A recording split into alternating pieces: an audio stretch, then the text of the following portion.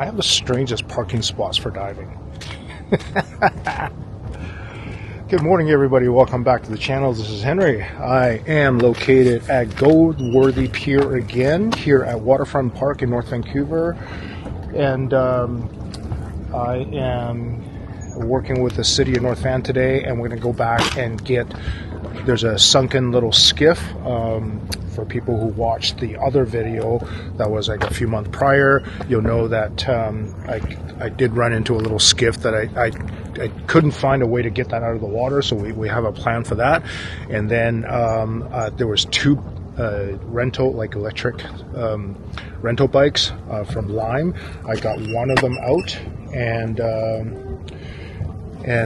I lost the other one. My lanyard broke, so that's still in there. So I'm going to have, in fact, Lime is going to be here today, as well as the city of North Van, and we're going to go and see if we can get out of the water. Hopefully there's no more shopping carts, that we've got all the old ones, but maybe there's a new one. So tide is incredibly high right now, like holy cow. Let me show you.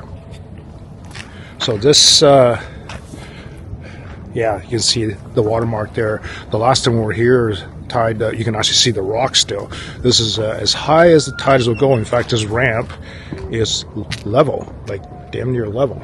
So this tide is as high as it goes. So it'll be a little bit deeper dive at the far end today. Fun times, everybody. Just waiting for the city crew to get here, and we'll get started.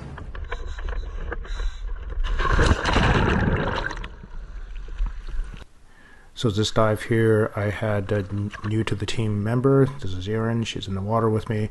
And we've got the city with me here. You can see here we got the winch line and so on. So the green line is the winch line, and then the white line that I have in my hand is the what we're going to use to attach to a couple of C-clamps that the city got for us here. So the stern really had no lip, like not a solid gunnel, and you can see it's in a decent amount of silt. There's a lot of silt actually. And the idea that I had was that if we were able to use a couple of C-clamps and clamp them to the side of the port and starboard gunnels, and then tie off the winch line or clip the winch line to the middle of this of the white rope there, perhaps that'll work. So there's a little bit of effort to get everything set up. You can see here this that's a decent amount of silt. That's a lot of resistance. But after setting it up, oh, by the way, if you ever see me working with carabiners and tying knots with ropes that I'm pretty comfortable with them underwater, is because I used to own a climbing gym, so I spent 20 years.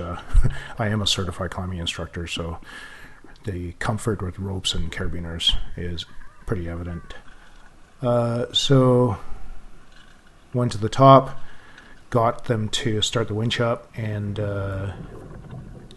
basically it tore the winch, just tore the back of the boat off, like what the C-clamps were holding on to. That didn't work. So anyway, we went back down and started collecting other trash instead, because we're focused on the boat at the very end.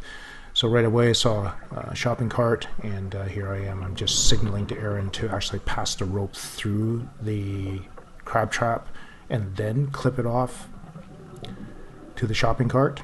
That way you can kind of collect two things at the same time. I was just demonstrating to her with circling of the light where to actually clip to.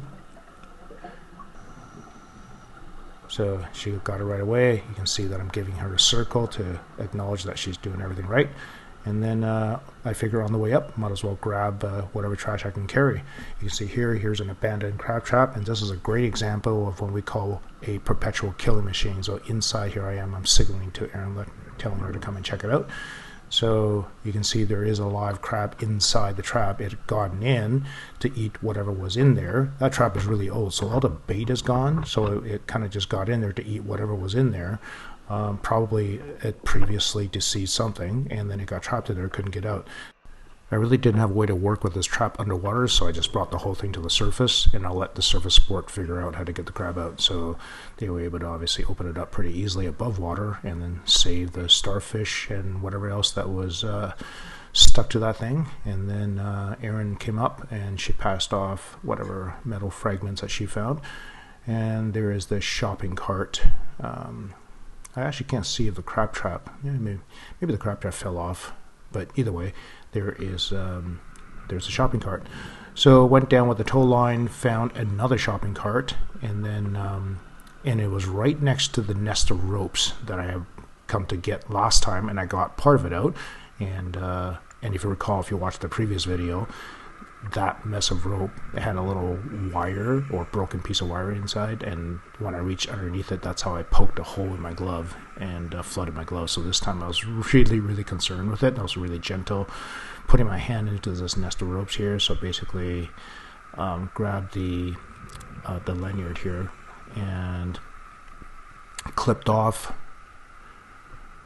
basically cinched the line around just the nest of ropes, hoping that it would hold, and of course it did, and then passed the main tow line through that, and then swam back to the shopping cart and then clipped off the shopping cart. So the tow line is actually passed through and attached to something solid, and then basically the lanyard or the prusik is attached to that bundle of rope, and that did come up. So on the way up, might as well bring something with me. So just to the side was a road pylon and fire extinguisher and a pair of pliers.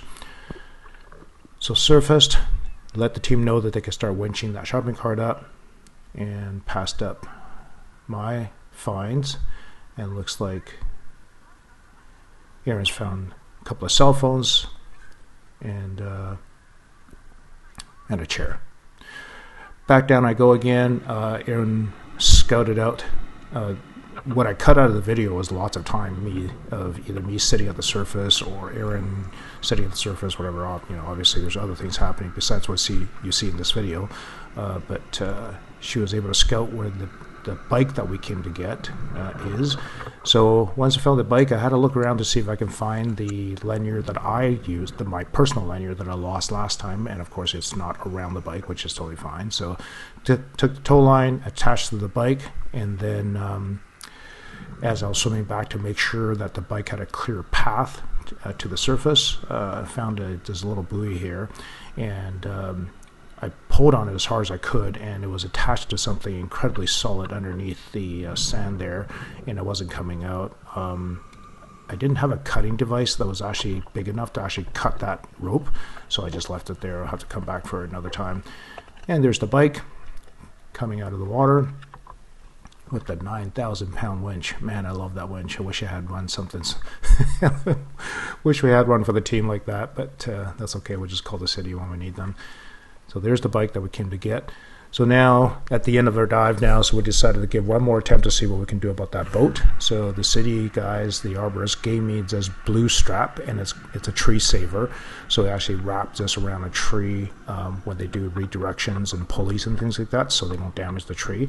So they give me this giant tree saver, and the idea is that we're going to put it around the bow and attach the tow line to that and see if it works.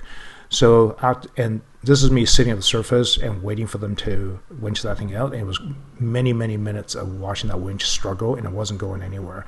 You can see here what's happened is that basically we're working against a lot of issues here. That amount of silt sitting in there, it's got to be thousands and thousands of pounds, and this boat is just wedged. You can see in that little shot, the bow is actually completely crushed. So Erin, while waiting for me, she found some trash. I offered to help with just a little anchor to take some weight out of her hands. It's just me explaining to the crew what's happening. So they said, okay, that's fine. We're going to give up on it. Had to go back down and retrieve the gear. And this thing was completely stuck hard. There wasn't enough room in the rope. So I had to signal to Erin, can you go back up and let the crew know to give me some space? Give me some slack. And after them giving some slack, I was about to undo the tow line, and now here's the problem is I had to get this tree saver out of the boat, and like physically out of the boat, because it's stuck inside the boat. You'll see here, because it, in the effort of trying to pull this thing, it actually started to pull this boat in half. I kind of wish it did actually pull it in half. You can see here it's actually started to cut right through the boat. That's how much force there was on this thing. So that's the one side, but the other side had actually pulled itself between the boat and the piling, and it's on the wrong side. You can see me here trying to figure out, so this to the right of this piling is where this strap ended up, but it started out on the other side of the piling, and the winch had pulled it through. And of course I have no way of moving that boat on my own, so I'm trying to figure out how to get this out. So basically I started tugging on it, and of course me being just floating in the water, every time I pull on this thing it would just slam me into the piling. But after a few tries, I can feel it kind of giving a little bit. After a few tries it came out, and I was super glad because I did not want to abandon that thing. So of course to the surface, wasn't going to leave trash behind, so on my way up saw another crab trap, so grabbed that, headed back up, save a starfish of course, handed that up, and that's the end of the dive.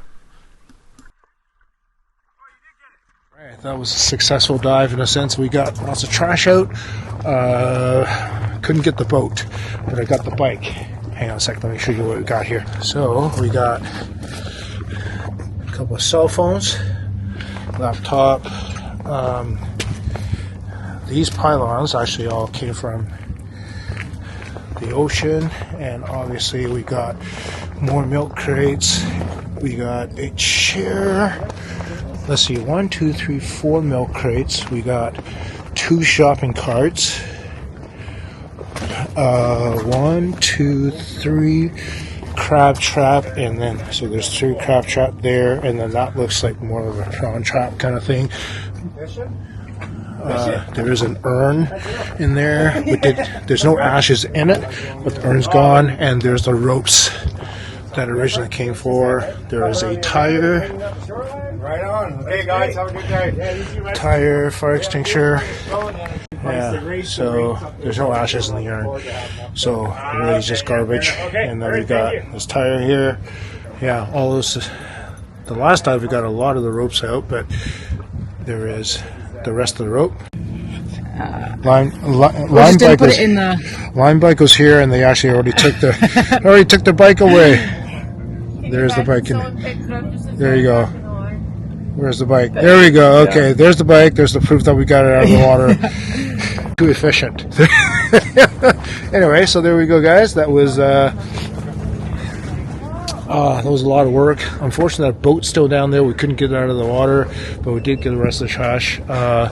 Did we get a weight? The total weight yet? Yeah, 234. 234 pounds of garbage. Thank you so much for City of North Vancouver for coming out with a crew with their 9,000 pound winch that tore the boat halfway apart. We still can get it out. Thank you for my Patreon supporters and Pacific Pilsner for sponsoring the dive. And thanks for Lime for coming out to help with surface support. All right. See you next one, guys.